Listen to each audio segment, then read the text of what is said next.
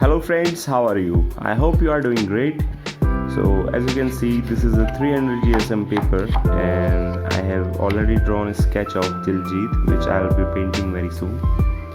And these are the colors that I'll be using to paint. These are gouache colors and I'll be using flat brushes to paint this.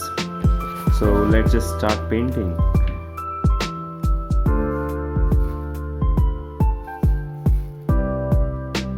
So friends, I have recently developed a new style which I can say is style of my own, in which I paint with flat brushes and I use very thick paint. As you can see here, it is very thin, but in the end you will see how I paint with just strokes.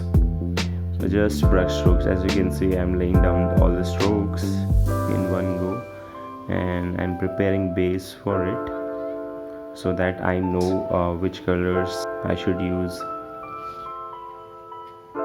It is a very fun way of painting. I hope you will try this style. So enjoy the video and do subscribe this channel to watch such art videos and tutorials in future. And thank you for all 7,000 subscribers. I have recently crossed 7,000 subscribers and I am so grateful that I have 7k subscribers. So thank you, and I will keep uploading such videos for you. So enjoy.